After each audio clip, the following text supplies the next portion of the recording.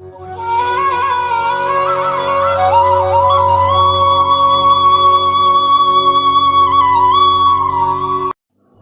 பக்தர்களுக்கு என் அன்பு வணக்கங்கள்.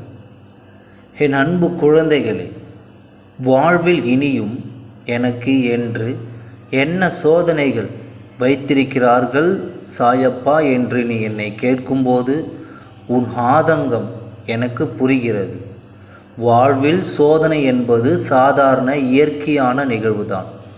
ஆனால் அவற்றில் யார் யாருக்கு எப்படிப்பட்ட சோதனைகள் சூழ்ந்தது, அதன் மூலம் அவர்கள் பெறப்பட்ட பாடம் என்ன என்பதில் தான் என் வழிகாட்டல் உனக்கு புரியும். உனக்கு நான் உணர்த்தும் தேடல் முற்றிலும் வேறுபட்டது. அதற்கான தகுதி உன்னிடத்தில் அதிகமாகவே கொட்டி கிடக்கிறது. வாழ்வில் நிறைவும் மன நிம்மதியும் எப்போதும் நிரம்ப வாழ்வாய். என் ஆசீர்வாதங்கள் உனக்கு நல்வாழ்க்கையை அமைத்து தரும். நீயாக இரு, யாரையும் சார்ந்து இருக்காதே. உனது வாழ்க்கையை நிர்ணயம் செய்தவன் நான்.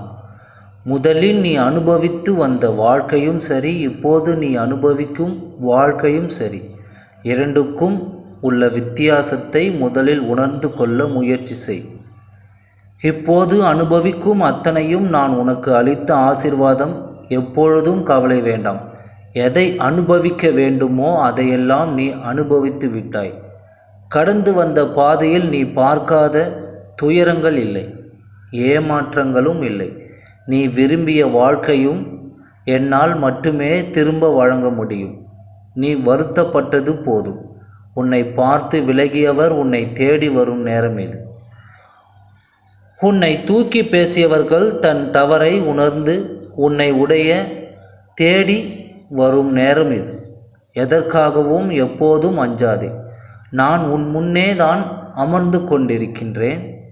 நான் இருக்கும்போது எதற்காக கவலைப்படுகிறாய்? தேவையற்ற குழப்பங்கள் உன் மனதை ரணப்படுத்தி கொண்டிருக்கின்றன.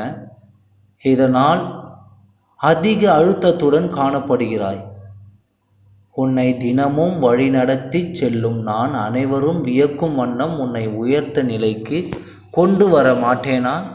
நிச்சயமாக நடத்தி காட்டுவேன். சற்று பொறுத்து இரு. பிரச்சனைகள் வரும்போது துவண்டு போகாதே. தைரியமாக சந்தித்து உன் வேலைகளை நம்பிக்கையோடு செய். பிரச்சனைகளை பார்த்து நீ பயந்து ஓடினால் அது உன்னை இன்னும் வேகமாக துரத்தும். எனவே பிரச்சனைகளை தைரியமாக எதிர்கொள்.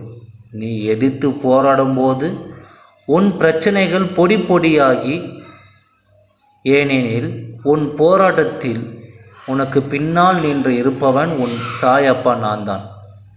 உனக்குள் நானும் எனக்குள் நீயும் இருக்கும்போது எந்த சக்தி உன்னை என்ன செய்துவிட முடியும்? ஏன் பயப்படுகிறாய்? என் பிள்ளைய, எப்பொழுதும் பயப்படக்கூடாது. நான் துணை இருக்கும்போது எந்த அச்சமும் உன்மேல் இருக்கக்கூடாது. நான் அனைவருக்கும் நல்லது தானே செய்தேன். எனக்கு மட்டும் ஏன் இந்த சோதனை என்று கலங்காதே. நல்லோர்களை சோதனை செய்து மேலும் நல்லோராக்கி அவர்களை உயர செய்வது தான் என் திருவிளையாடல். விரைவில் நீயும் உன் வாழ்க்கையில் உயர்வாய். ஏனெனில் நீ நல்லவற்றை மட்டுமே நாடும் என் செல்ல பிள்ளை. நீ எனக்கு நல்ல பிள்ளையாக நடந்து வரும்போது ஒரு தகப்பனாக உனக்கு செய்ய வேண்டியது அத்தனை நல்லதையும் நான் உனக்கு செய்து முடிப்பேன். நீ சீரும் சிறப்புமாக சகல சௌபாக்கியங்களுடன் எந்த மனக்குறையும் இல்லாமல் சந்தோஷமாக வாழ்வதை பார்ப்பதே இந்த தகப்பனின் ஆசையாகும். அதற்கான அத்தனை வழிகளையும் நான் செய்து முடிப்பேன். நான் உன்னிடம் எதிர்பார்ப்பது தீவிரமான நம்பிக்கையும் சற்று பொறுமையும் மட்டுமே. நீ அமைதியாக மட்டுமே இரு. உனக்கு ஆனந்தத்தை அளிப்பது என் பொறுப்பு. நம்பிக்கையோடு இருந்தால் நல்லதே நடக்கும். ஓம் சாய்ராம். நன்றி, வணக்கம்.